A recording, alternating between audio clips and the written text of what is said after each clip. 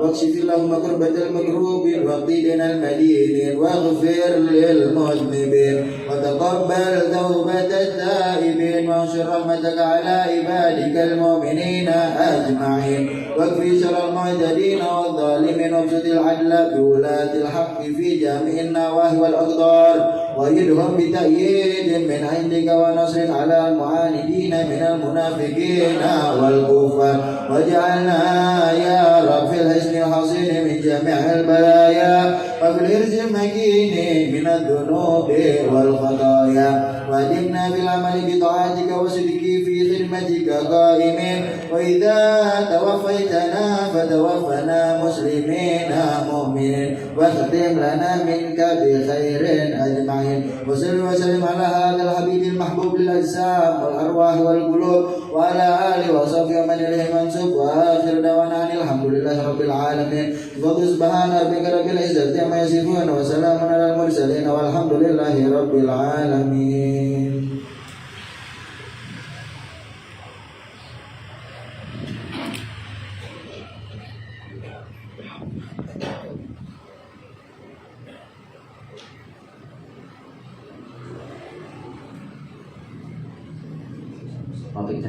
بسم الله الرحمن الرحيم. بسم الله الرحمن الرحيم. نويت التعلم والتعليم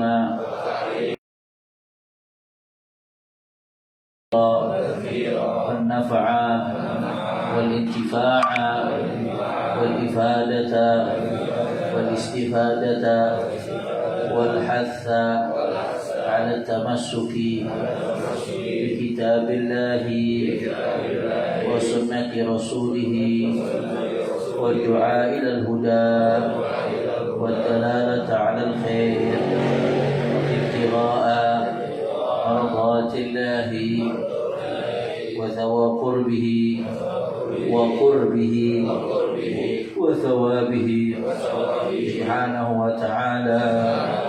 الحمد لله رب العالمين. السلام عليكم ورحمة الله وبركاته. الحمد لله والصلاة والسلام على رسول الله سيدنا محمد بن عبد الله وعلى آله وصحبه ومن والاه. سبحانك لا علم لنا إلا ما علمتنا إنك أنت العليم الحكيم. رب اشرح لي صدري ويسر لي أمري واحلل عقدة من لساني يفقهوا قولي وسدد لساني واهد قلبي بحق النبي صلى الله عليه وآله وصحبه أما بعد. إلى حضرة النبي محمد صلى الله عليه وسلم ثم إلى خصوصا الإمام الشيخ عبد الوهاب الشعراني وصولي وفرم الله يتغشاهم برحمة المغفرة وإلى حضرة النبي بسر الفاتحة. بسم الله الرحمن الرحيم.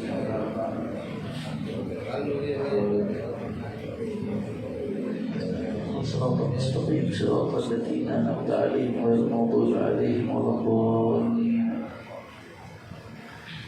قال المصنف رحمه الله تعالى ونفعنا به وبعلومه في الدارين آمين. وقيل ليحيى بن معاذ رحمه الله تعالى متى يكون العبد مخلصا؟ فقال إذا صار خلقه كخلق الرضيع لا يبالي من مدحه أو ذمه. وقد كان أبو السائب رحمه الله إذا طرقه بكاء في سماع القرآن أو حديث أو نحو ذلك يصرفه إلى التبسم.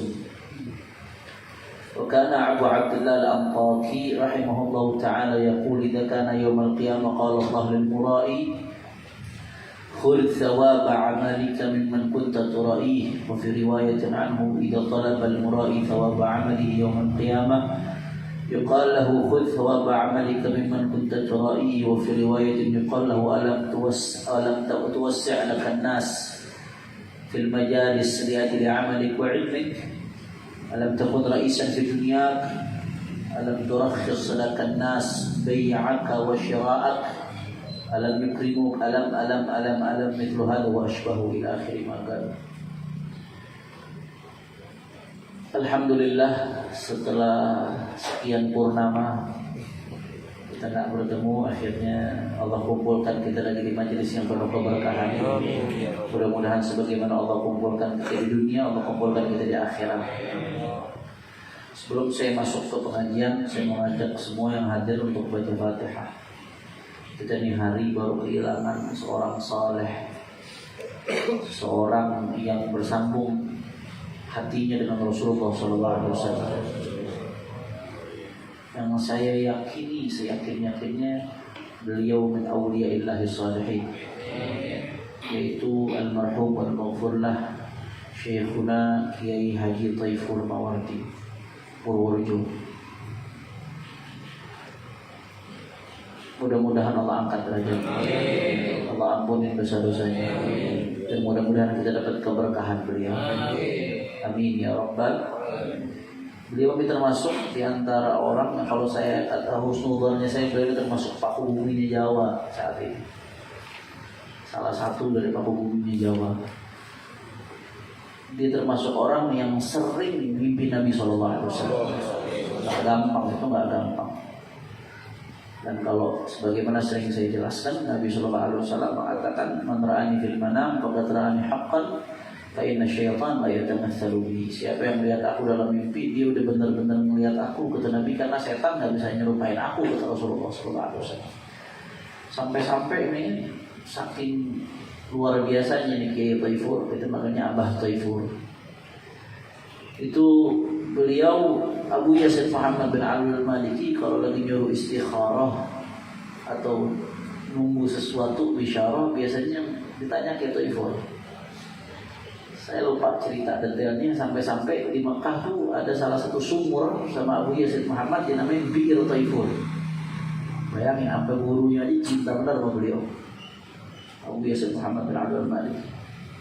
Saya pernah dengar dari lisan beliau langsung. Mungkin saya pernah cerita di sini. Saya pernah dengar dengan kuping saya sendiri dari lisan beliau sendiri. Beliau ngomong sama saya, "Beb, katanya saya pernah mimpi Kanjeng Nabi, Beb," kata dia. "Itu Kanjeng Nabi pesan langsung sama saya," kata beliau. "Dua wirid yang jangan ditinggal." Ini saya dengar dari Kanjeng Nabi langsung kalau mimpi gitu. Yang pertama Ratibul Autas, Ratibnya Habib bin Abdurrahman, sama yang kedua Hizib Nasr Al-Imam Abdul Hasan Asy-Syadili. Dua tuh. Kata kita ini dua jangan ditinggal.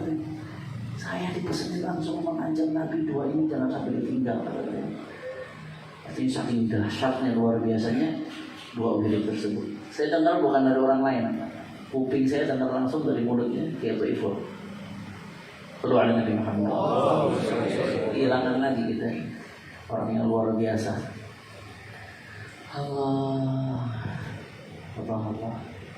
Alhamdulillah saya sebut beliau Syekhuna. Kenapa saya sebut Syekhuna? Karena alhamdulillah berapa kali saya ketemu beliau, mengambil dari ilmu dari apa yang beliau sampaikan, dan beliau juga mengijazahkan kepada Al-Faqir sanad-sanad beliau dari masyayikh, sehingga beliau menjadi guru kami Syekhuna rahimahullahu rahmatan Allah. Kita bacakan Fatihah buat Kiai Taifur Mawardi. Mudah-mudahan Allah angkat derajatnya, Allah ampuni dosanya, Allah terima semua amal ibadahnya, dan mudah-mudahan Allah kumpulkan kita kelak bersama beliau dan bersama baginda Nabi Muhammad SAW, bersama Abu Yasin Muhammad bin Abdul Malik.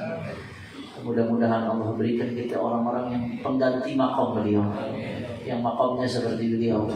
على هذه النية ولكل نية صالحة بسر الفاتحة. بسم الله الرحمن الرحيم. الرحمن الرحيم.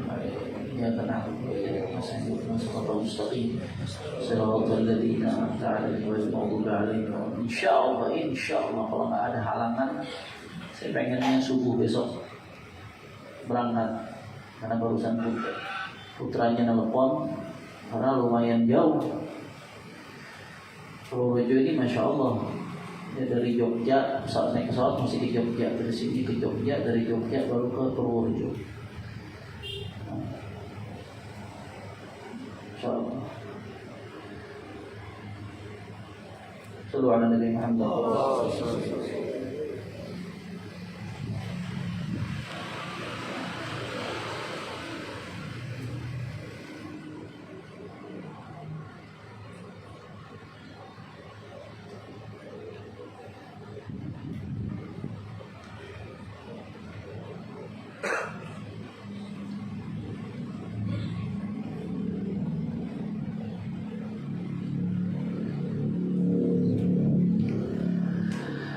kita ngaji.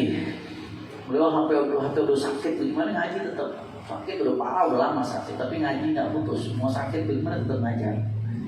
Karena kemarin terakhir haji 2024,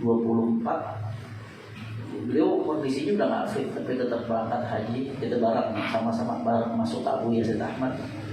Abu Yazid Ahmad menghormatin beliau banget karena melihat bagaimana Abu Yazid Muhammad sayangnya sama beliau. Itu di selama haji setiap sore tetap buka pengajian. Padahal tuh waktu lagi serem-seremnya yang tak bakal bisa haji digerbek-gerbekin.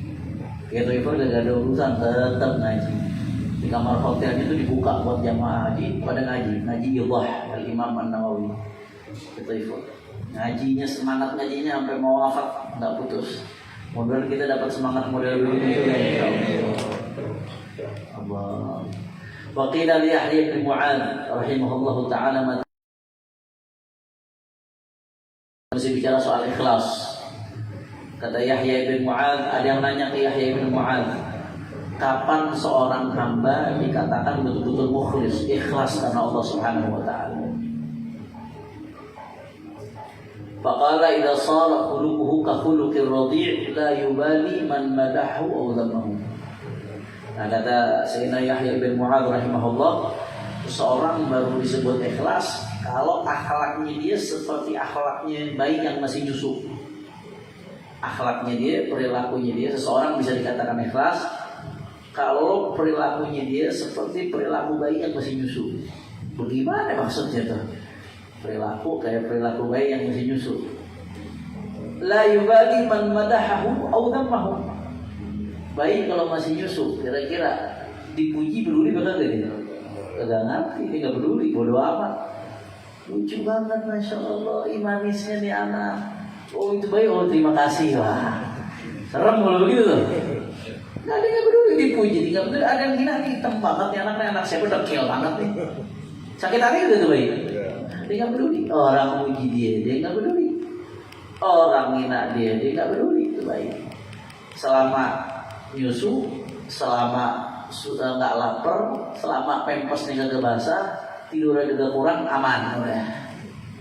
Betul Pak? Nah, kata Imam Yahya bin Mu'adz, orang dinyatakan betul-betul ikhlas kalau udah jadi kayak bayi yang masih nyusu, nggak peduli pujian, nggak peduli pencacian.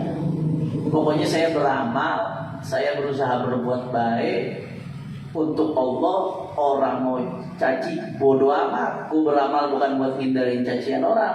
Orang mau muji kagak ngaruh, saya beramal nggak ngarepin pujian orang. Karena yang saya harapin dari amal ini bukan karena mengharap pujian, bukan karena buat menghindari cacian, tapi karena mengharap ridho Allah Subhanahu.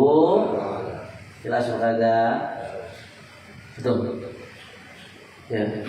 Nah, kalau yang levelnya hadir majelis ngaji, ada teman resek dikit, malas ngaji, ya itu belum ikhlas berarti itu. Baru ada teman resek dikit, ada teman jahil dikit, ada yang agak cocok dikit teman dia udah kagak ngaji. Ente ngaji buat nyari kenyamanan, apa buat nyari ridho Allah? Nah, kalau buat nyari ridho Allah kayak baik, bodo amat. Gue nggak ada urusan sama orang yang gue cari, gue pengen ngaji, dapat pahala, dapat ilmu, dapat ridho Allah, titik, selesai. Tuh baru benar-benar ikhlas. Jelas kagak? Ilmunya baik penting. Ada ilmu-ilmu baik itu yang kalau kita tiru jadi wali, kata-kata sebagian ulama. Ikhlasnya, nggak peduli pujian, nggak peduli cacian. Kalau kita bisa tiru ilmunya baik dalam urusan ikhlas, jadi wali. Urusan tawakal, ilmunya baik dalam urusan tawakal. Baik kagak kerja, jalan aja belum bisa. Nyari duit kagak, tapi baik kagak pernah takut kegemakan. Nggak ada ceritanya bayi takut kegemakan, takut nggak punya rezeki, takut kelaparan, nggak ada. Padahal kerja nggak bisa, jalan aja belum bisa, orang nggak kenal, apa-apa nggak ngerti, nggak pernah punya perasaan takut kegemakan, saking tawakalnya bayi itu. Kalau kita bisa tiru tawakalnya bayi, jadi wali itu. Jadi ada beberapa hal dari bayi yang kalau kita bisa tiru, jadi wali. Tadi itu urusan ikhlas, nggak peduli mau cacian, nggak peduli makian. Yang kedua urusan tawakal. Urusan tawakal kalau dia bisa niru bayi, selesai, aman hidup kita, tenang. La ilaha illallah. Waqad kana Abu Sa'ib rahimahullah ta'ala idza darabahu buka fi sam'i Qur'anin aw haditsin aw nahwi dzalika yasrifu ila tabassum.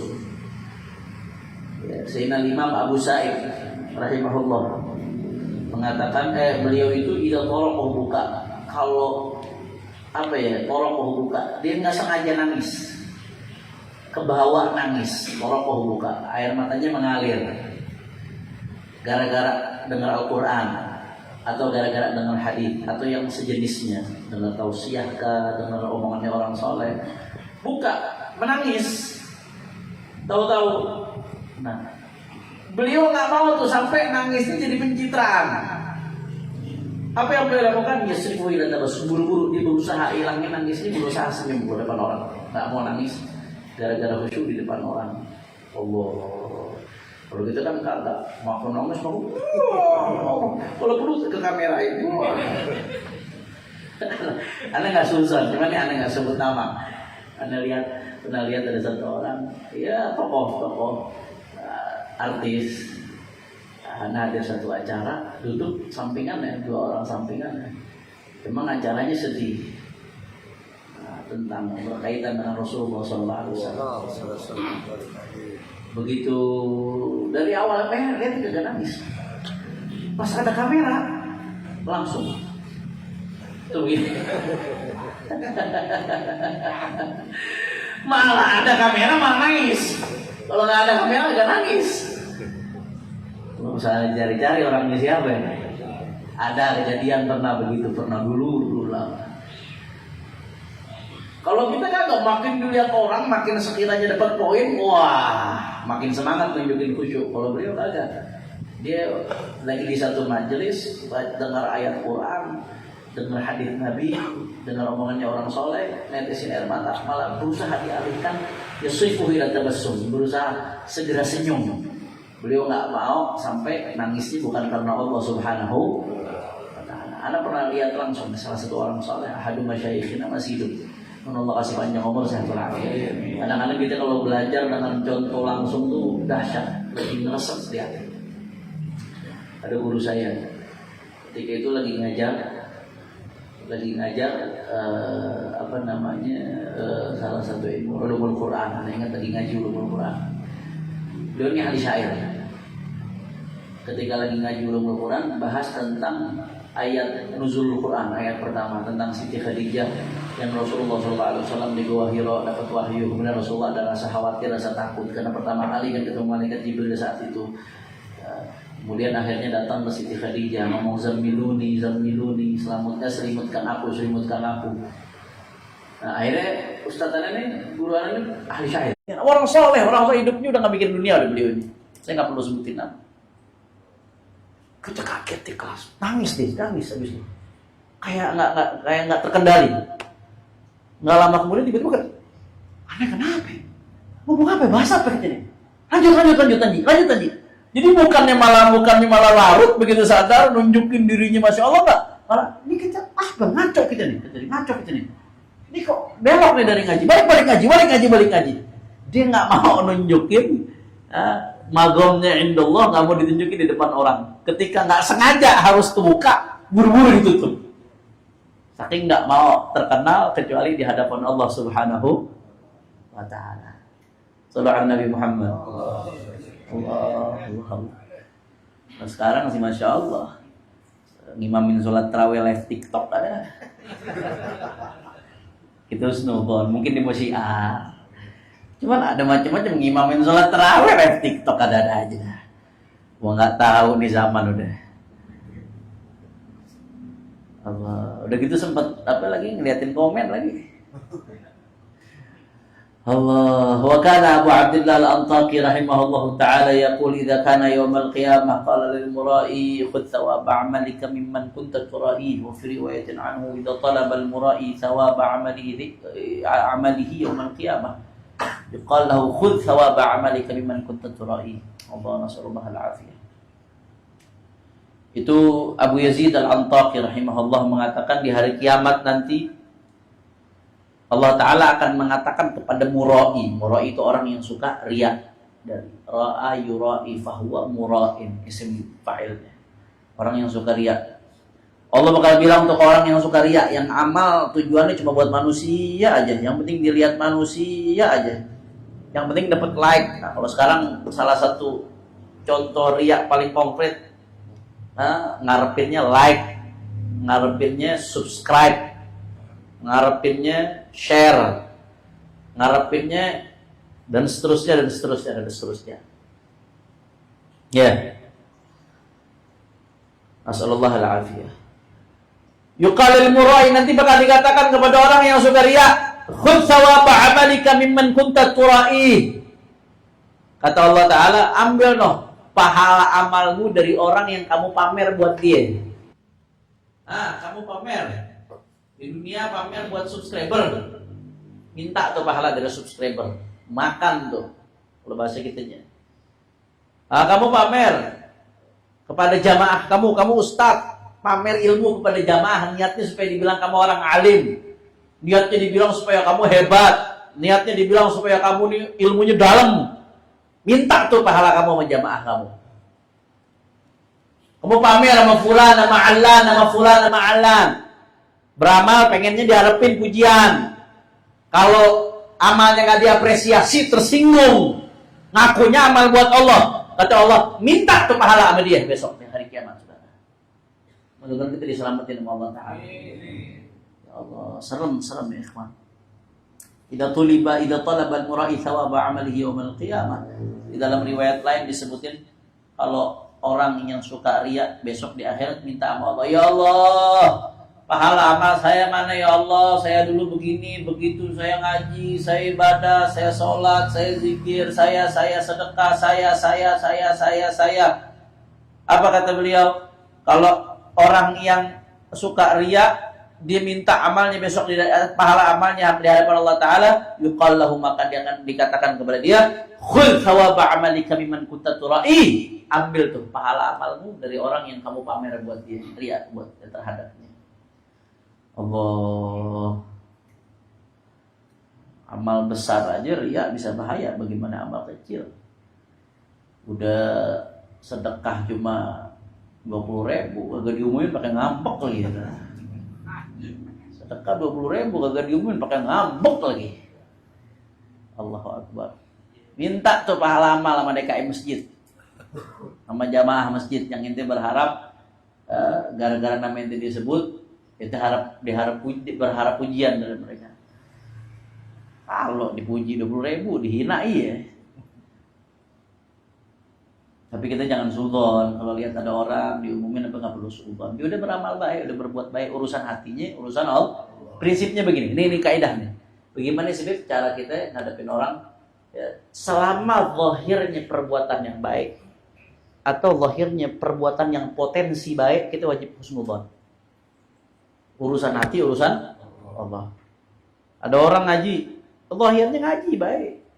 Orang sedekah, zahirnya sedekah baik, walaupun kita diumumin habis itu. Selama zahirnya perbuatan baik atau berpotensi baik, kita husnudzon, tugas kita. Jelas apa kagak? Kecuali kalau ada perbuatan yang zahirnya jelas-jelas maksiat, maka domainnya bukan husnudzon. Domainnya di situ nahi munkar. Karena Nabi mengatakan, man ra'a minkum munkara falyughayyirhu bi yadihi, fa in lam yastati' fa bi lisanihi, wa in lam yastati' fa bi qalbihi. Kata Nabi yang ngomong, man ra'a minkum munkara, siapa yang melihat kemunkaran, Nabi ngomong, falyuhsinil dzan bihi, maka husnudzon aja, enggak usah ditegur. Nabi enggak bilang begitu. Kata Nabi, man ra'a minkum munkara, siapa yang melihat kemunkaran, falyughayyirhu bi yadihi, rubah dengan tangannya. Enggak bisa rubah dengan tangan, fa in lam yastati' fa bi lisani, tegur pakai lisan. Fa in lam yastati', enggak bisa juga tegur pakai lisan, fa bi qalbi, tegur pakai hati. Minimal hatinya enggak suka dengan kemunkaran yang dia lakukan. Artinya kalau kita melihat kemunkaran, maka yang kita lakukan bukan disuruh husnuzon, disuruh nahimun. Walaupun nahimun munkar itu nanti motifnya karena kita sayang sama dia. Kita pengen saudara kita selamat nih, dan kita pengen menjalankan kewajiban kita sebagai muslim nahimun munkar.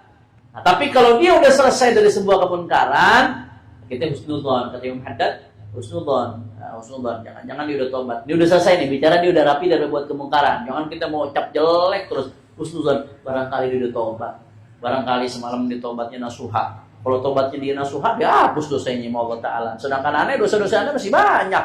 Kalau tobat dia tobat nasuha, Allah terima, bagus dia makamnya, lebih baik dari aneh dia. Jelas apa kagak? Jadi begitu. Itu kaidahnya tuh, kaidah ya. Kaidah kalau kita ngelihat orang zahirnya perbuatan baik atau potensi baik, kaidahnya kita wajib husnudzon. Tapi kalau ada perbuatan munkar, zahirnya munkar, kewajiban kita nahi munkar. Karena kecintaan kita yang sesama muslim, kita pengen dia selamat.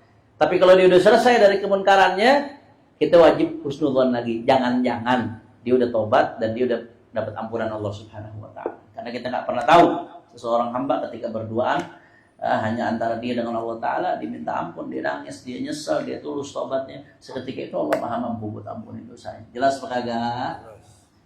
Jadi jangan kita sabar ngelihat orang, kita suzon. Ada orang upload ya, acara majelis, streaming, upload meme, ngundang ini maulid sebagainya, terus nonton siang. Jangan langsung kita mikirnya nih, wah ini dia upload nih dan lain sebagainya, wah. Tugas kita nuntut diri kita buat ikhlas. Tugas kita nuntut diri kita buat ikhlas. Didik anak bini kita buat ikhlas. Tugas kita tuh. Kita mesti suzon sama diri kita. Bukan suzon sama orang lain. Suzon sama diri kita. Tugas kita nuntut diri kita buat ikhlas. Jangan pernah merasa ikhlas. Tapi terhadap orang lain, ya kita ngingetin orang buat ikhlas. Bagus. Tapi jangan kita suzon semua orang kagak ikhlas. Selama zahirnya baik, kita harus nuzon dia ikhlas. Karena Allah Ta'ala. Jelas apa kagak? Itu hal-hal yang penting buat kita perhatiin supaya nggak rancu ya. Jangan yang harusnya kita terapin buat diri kita terapin buat orang lain. Yang kita terapin buat orang lain, mestinya kita terapin buat diri kita. Akhirnya husnudzon terhadap diri sendiri, udah bangga aja sama dirinya. Nggak ada introspeksinya, bahaya. Saya kebetulan lagi nulis disertasi tentang pemikiran Al-Imam Al-Mawardi dan Al-Imam Al-Ghazali di dalam membentuk karakter pemimpin yang berakhlak. Nah, salah satunya kata Imam Mawardi, kalau mau merubah sosok pemimpin, yang mesti ditanamkan pertama kali dalam dirinya apa ya? Dia mesti mesti yuqawim nafsah. Dia harus sadar dulu, memulai untuk ngebenerin dirinya sendiri. Pemimpin itu harus punya kesadaran. Dia mesti ngebenerin dirinya sendiri, mesti introspeksi. Nah, perasaan untuk membenarkan diri sendiri itu akan timbul kalau dia suudzon dengan hawa nafsunya. Selama orang suudzon dengan hawa nafsunya nih yang bakal ngejebak dia akan berusaha terus berbuat jadi lebih baik. Tapi sebaliknya, kalau seseorang husnudzon sama hawa nafsunya, husnudzon sama dirinya sendiri, akhirnya apa yang terjadi? Ngerasa dirinya udah hebat, ujung-ujungnya kibir ujung. Sampai kapanpun nggak merasa dirinya butuh perbaikan, merasa dirinya udah kamafiin, udah nggak ada duanya, aneh udah nggak ada duanya, udah paling hebat, udah nggak ada duanya. Itu timbul dari apa? Dari perasaan husnudzon terhadap diri sendiri. Jelas atau tidak?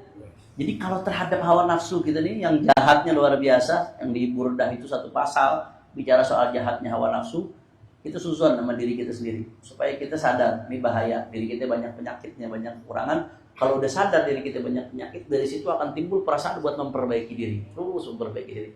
Nah, tapi kalau kita udah husnudzon sama diri kita sendiri, akhirnya apa yang terjadi? Nggak sadar diri banyak penyakit. Begitu nggak sadar diri banyak penyakit, nggak berusaha mengobati penyakit-penyakit tersebut. Jelas loh kagak? Nah, jadi itu ya. Kalau ngelihat orang jangan langsung kita terapin ini, langsung semua orang dituduh nggak ikhlas. Lah ini tanamkan buat ke diri kita, orang-orang di sekitar kita, tapi juga tetap kita bisa nasihatin buat orang lain. La ilaha illallah. Fi riwayatin, dalam riwayat lain disebutkan, ya Allah, ketika seseorang yang ahli riya,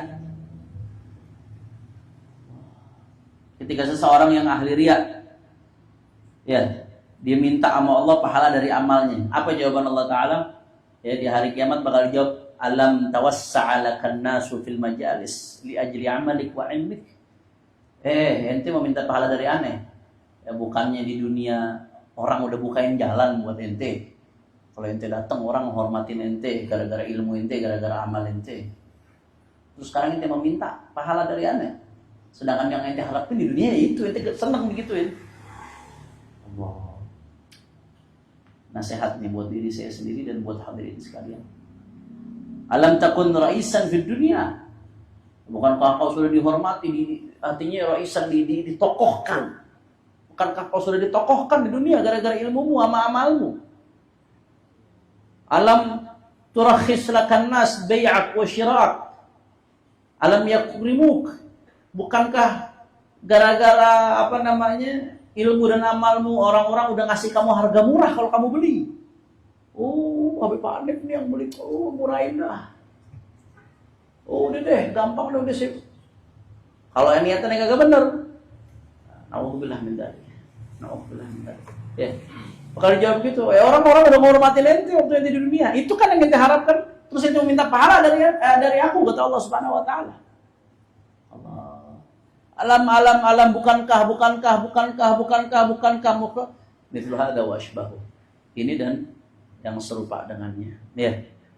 Maka oleh karena itu kita benar-benar berusaha dari sekarang perbaiki hati, perbaiki diri, beramal jangan mengharapin pujian, nggak perlu kecewa kalau nggak dipuji sama orang, nggak perlu juga sedih kalau ada yang merendahkan, nggak mengapresiasi kerja kita atau bahkan merendahkan amal kita. Bodoh amat, nggak ada urusan. Yang penting Allah ridho, Rasulullah ridho. Saya beramal bukan buat itu semua, tapi buat nyari ridhonya Allah Subhanahu wa ta'ala. Nggak gampang emang, tapi ini dia. Tasawuf begini. Tasawuf itu proses untuk belajar seumur hidup. Teorinya gampang, tapi prakteknya nggak mudah. وكان الفضيل بن عياض رحمه الله تعالى يقول ما دام العبد يستأنس بالناس فلا يسلم من الرياء. الله الله الله.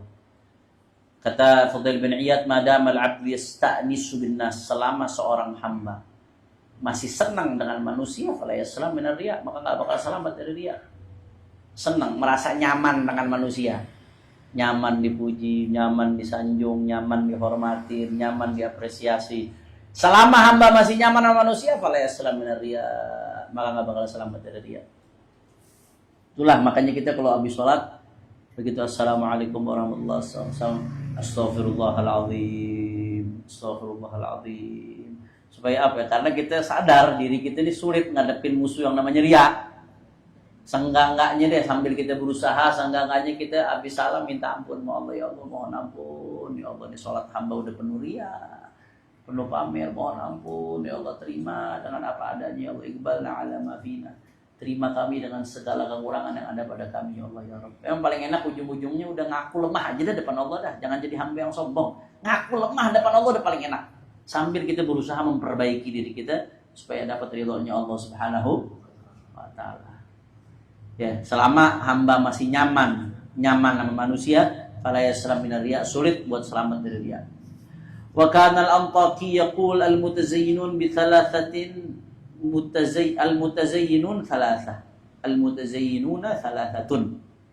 Mutazayyinun bil ilmi wa mutazayyinun bil amali wa mutazayyinun bi tarki at-tazayyuni fa huwa aghmaduha wa ahabbuha ila syaitan. Allah.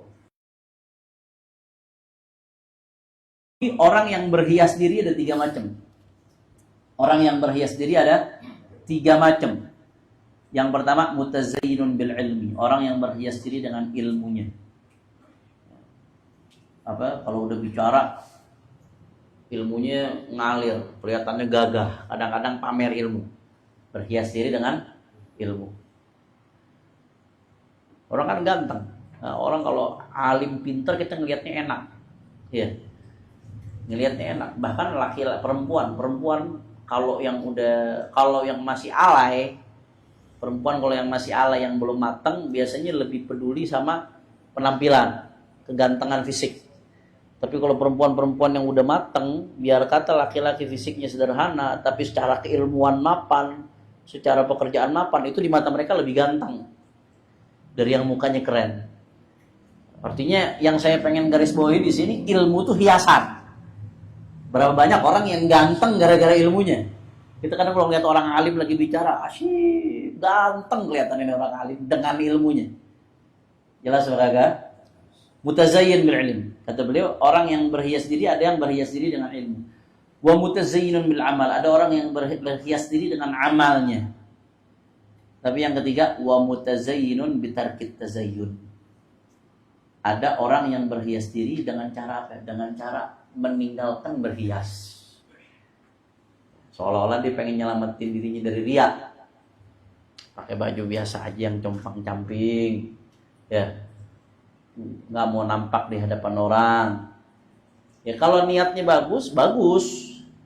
Cuman kadang-kadang akhirnya yang ketiga ini tahu-tahu ada orang yang ngambil jalan yang ketiga, berhias diri dengan cara meninggalkan perhiasan, dengan cara meninggalkan hiasan supaya dibilang tawadhu, supaya dibilang warok, supaya dibilang zuhud.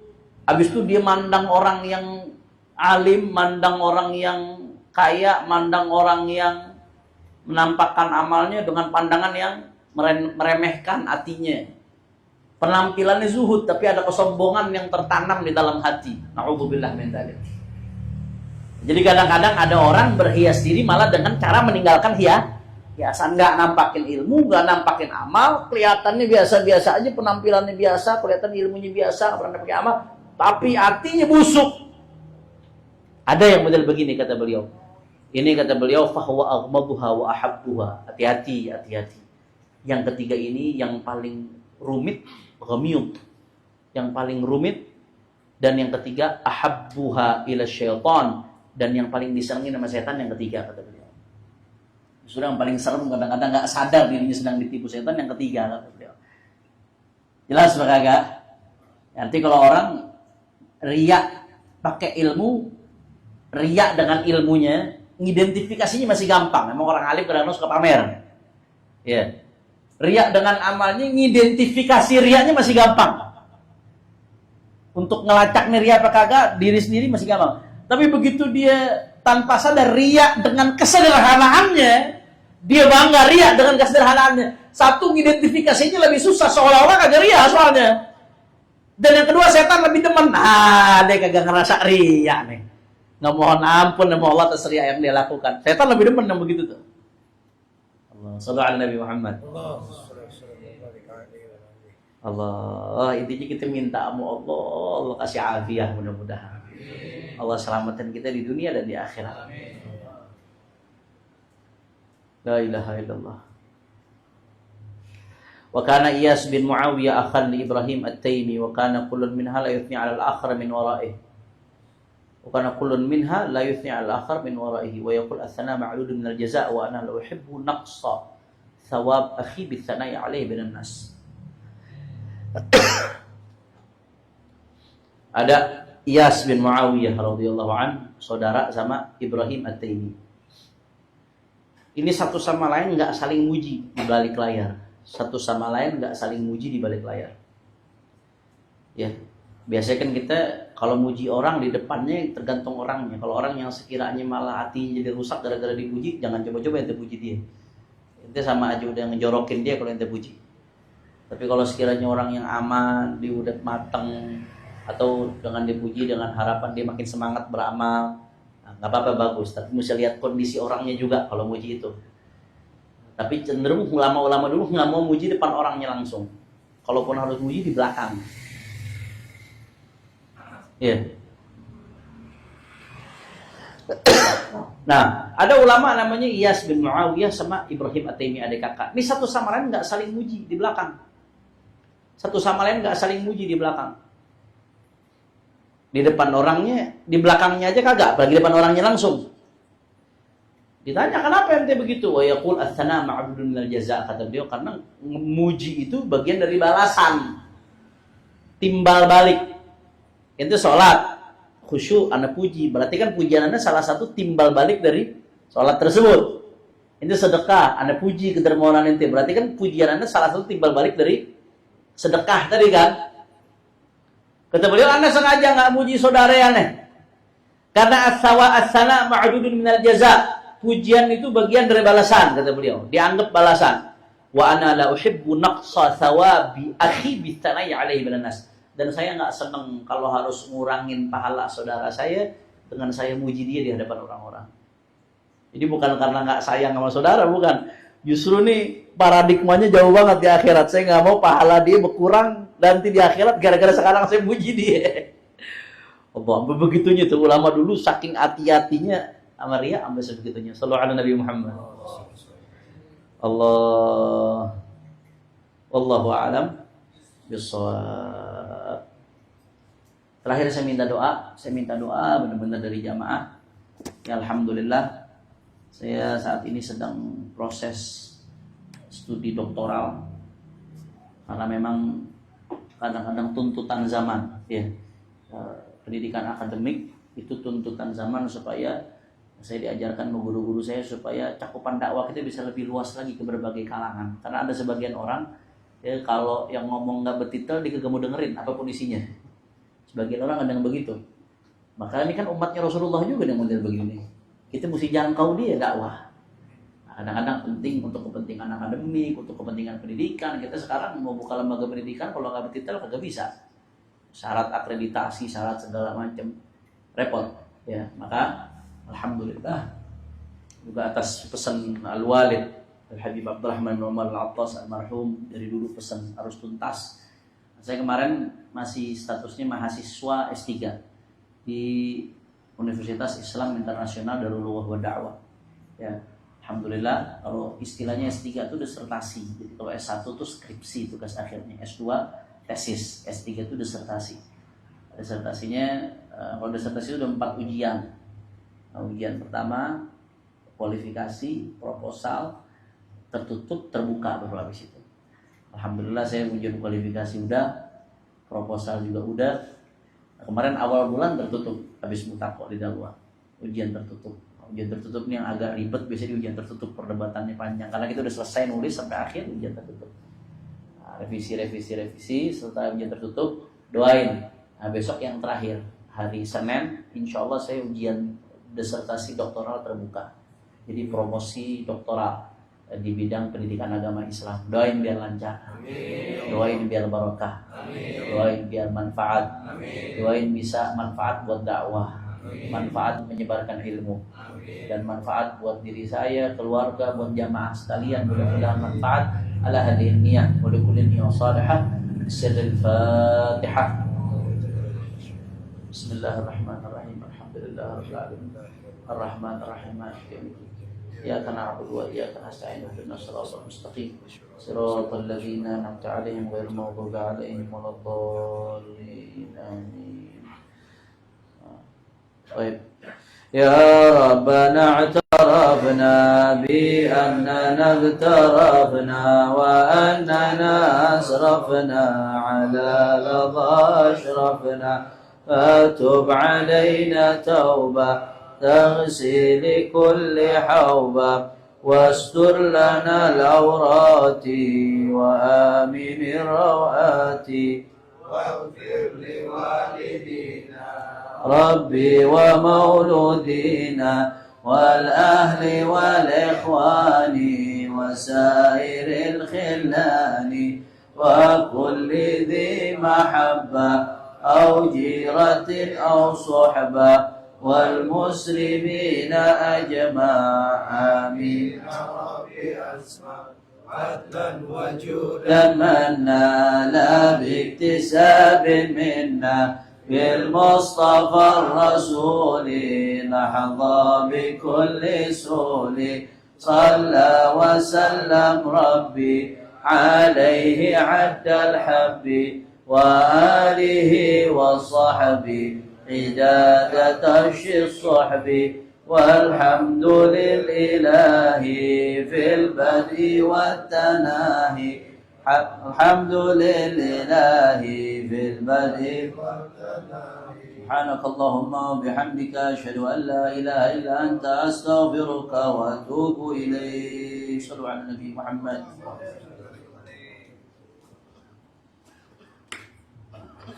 Ya.